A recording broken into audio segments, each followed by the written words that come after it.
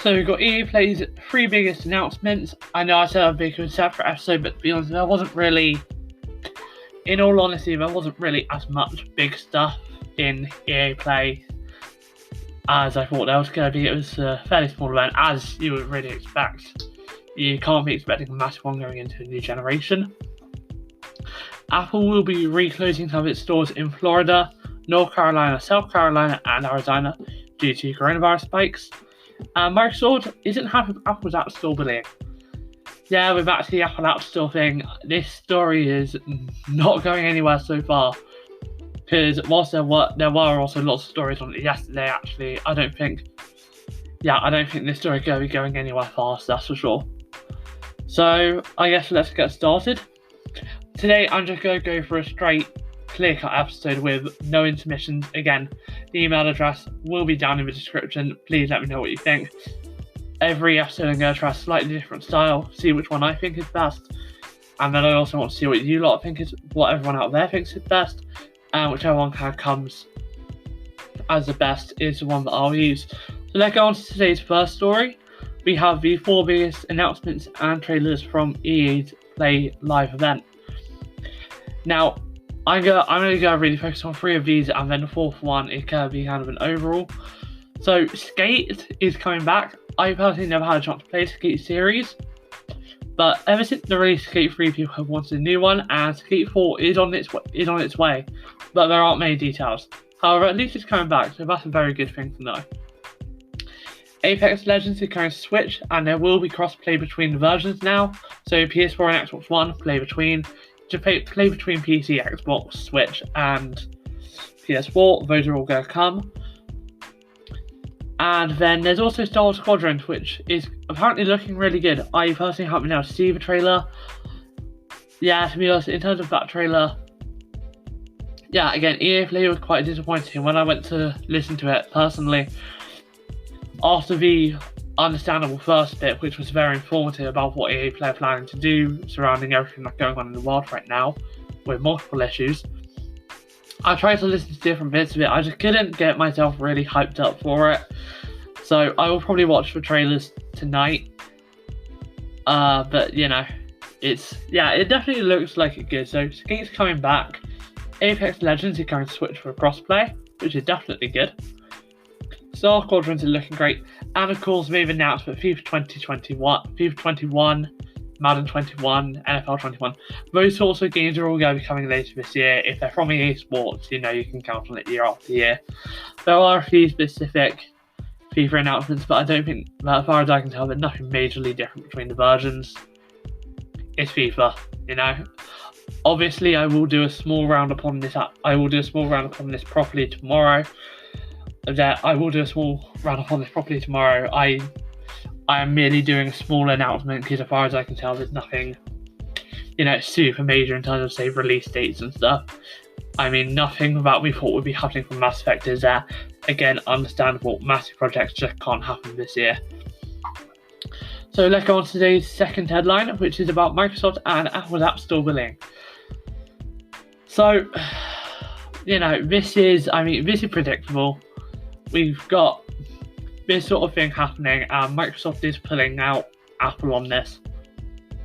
So, let me see, who was it again?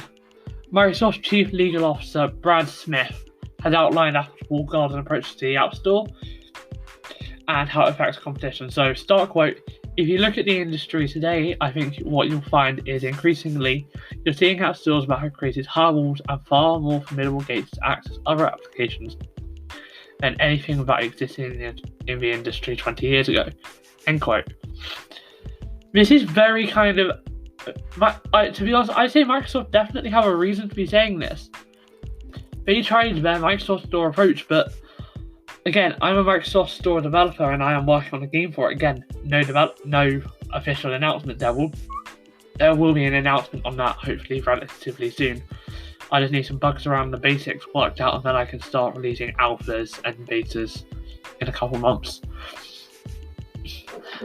But this is actually, a lot of people say that Microsoft don't really have a ground to stand on because they had the Windows App Store, but The barrier to entry there is not actually as high you would probably presume. It's not as high as I definitely would have presumed it would be, and it doesn't appear to be at first glance.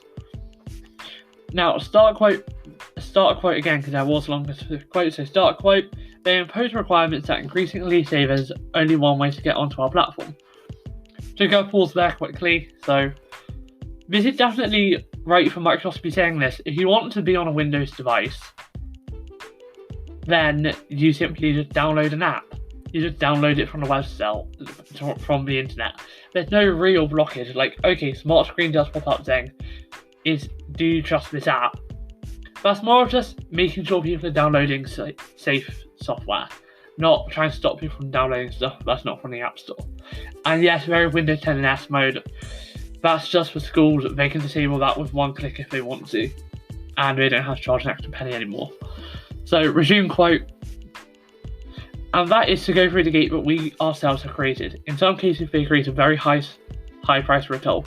In some cases, 30% of all your revenue has to go to the tollkeeper, if you will. End quote. Now, as you will notice here, Smith never actually names Apple. He's very smart with it. He's very bland and very kind of open with it. Could be anybody. But that last 30% of all your revenue is definitely directed at Apple. And Bloomberg did confirm this with Microsoft. So it's definitely good to see Microsoft calling out Apple on this. I mean, as you will see, as we all know, or any of you who use Windows will know, Windows has this app. It's called the Your Phone app. It allows you to link your phone with your computer. This has been much more comfortable with Android. It's a much more open platform. It's better for it. People say, oh, Google's anti-competitive because this and that. And yeah, you know what? They probably have done a few things that are on a bit of a shady side. I think most big tech companies do that. They might even do it unintentionally. You know, it's a natural thing that can happen. People are going to do these sorts of things. It's going to happen. It's just a matter of whether they catch it themselves and they stop it, or our people catch them at it and they put them to justice. But Google is, for all of its flaws, much more open with the way their App Store works, and the way that if you don't like it, create your own App Store even. Like, there's multiple other App Stores out there. So, you know, you can create your own App Stores if you wish. Samsung has its own. Huawei even had its own when it was officially using the Google App Store. It wasn't very big at the time, so Samsung's isn't as massive as you would think it is at the minute. But the point is, they have other places you can go without having to jump through a million hoops. Now, Microsoft does have experience with antitrust. Obviously, 20 years ago, they were found guilty of monopoly when it came down to Internet Explorer being bundled in Windows. And they also faced scrutiny on its practices for years. They even had to create a separate version of Windows without Windows Media Player, which I am proud about it. So, you know, they've definitely had a big stance in this. They've had a big investigation in this. Now, as I also said, Microsoft have been battling to launch xCloud on iOS, but start quote, to comply with Apple policies, end quote, they haven't been able to launch it. Microsoft isn't revealing what store policy this is, but it's obviously limited by something. Even though Apple did previously revise its App Store policy to allow Steam links to be allowed on there in 2018. So this is definitely different, but it also does benefit through the App Store, appearing at WWDC to promote Minecraft Earth, and also showing up at Apple events to tout Office improvements for iPhones and iPads. However, they would also benefit more from Apple App Store if it was more open in terms of revenue and design on launch apps.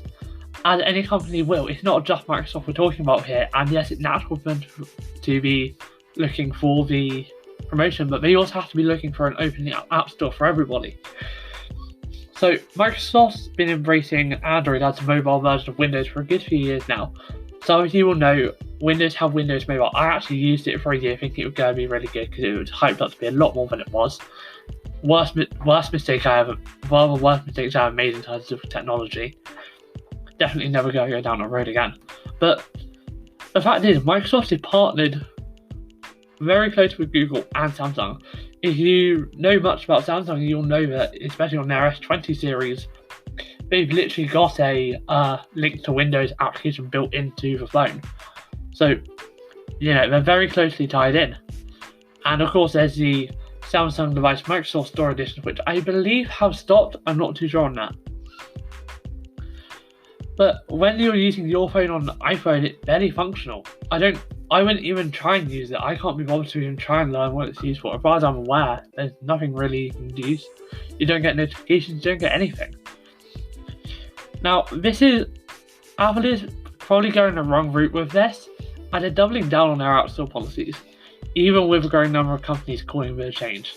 Spotify leading the pack, Epic Games, Rakuten, and Match Group joining, Microsoft and even other companies are making their feelings known. The EU is continuing its investigation, and so is the US. The US does have an antitrust investigation into this. So it's not like this is just a few small developers having a bit of a, annoyance with some policies. And yes, I am happy to see this, because at the end of the day, a more open app store is good for everybody. Me, if you want to get into app development, it's good for everyone. So yeah, I'm excited for it. I wish it didn't have to come down to antitrust investigations, but I mean, the fact that Apple is refusing to send its CEO, Tim Cook, down to meet with regulators on an antitrust case in the US. And meanwhile, all the other three have said that, as long as, we're not the only ones who go, because why should we have to be the only ones who go? Which, I understand that. Like, the other three that are involved in it, I can't remember who they are. I know definitely Microsoft and Google have confirmed they're going. So we definitely got, and I think it was also Facebook, those three have all confirmed that they should be there. Apple is the only one who said they're pulling out. Now, let's go on to today's final story, and it is Apple related again, and especially if you live in America, this could be useful to you. And it's also quite appropriate, especially at this time. So Apple is closing stores in Florida, North Carolina, South Carolina, and Arizona due to coronavirus spikes, and in no word as to when they'll reopen. Now, Apple closed all of its stores outside mainland China in March as the pandemic spread, and began reopening US stores in May. Some are only offering curbside or storefront service and not allowing customers inside, and the ones that did open conducted temperature checks and required customers and employees to wear face masks, as you would understand. However, in an Apple statement, they have said, start quote, due to current COVID-19 conditions in some communities we serve, we are temporarily closing stores in these areas, end quote. This was said to The Verge in an email from an Apple spokesperson, and this takes effect from June 20th. Include 2 in Florida at Waterside Shops and Coconut Point, 2 in North Carolina, South Park and North Lake Mall, 1 in South Carolina at Haywood Mall, and 6 in Arizona.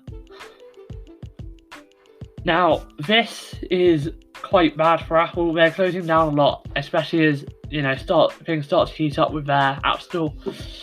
If you're a consumer, I wouldn't really expect you to notice much about this. I wouldn't have noticed much about this if I wasn't reading these stories and I wasn't trying to, look into how to be on the App Store. I am going to search how much does it cost to go on the App Store right now, actually. How much does it cost to go on the App Store? To put an app on the App Store. It costs $99 a year. So that is definitely a lot. Google Play has a one-time fee of $25. That's a one-time fee. And Windows is a $12 fee. $12 fee. Now, as for in terms of revenue sharing, I don't have Google Play, and Windows have that. And the fact that everyone is kicking up such a fuss about the App Store does suggest that they are significantly lower. Again, I am looking into this a lot more. But you can. But again, if you want it on Android, you can do it for free. Create your own App Store, or just put a link on your website. You can do that. yeah, this is, it's a lot of money that Apple expects from developers, especially new developers. But they do run a service, and whilst I kind of understand, I think it's now got to the point where it's completely unreasonable. Anyway, those are today's biggest top stories, and I hope you've enjoyed listening. And I'll see you in tomorrow's episode. Tomorrow, hopefully, maybe a 2-episode day, or possibly a 1-episode day. I will try and recap EA Play. To be honest, I just can't really seem to find it in me to get really hyped up about it. It was quite a minor announcement for EA Play, especially. There wasn't really any big news surrounding any games apart from new releases like Skate 4, which are good to hear. So I'll see you in tomorrow's episode, or possibly episodes.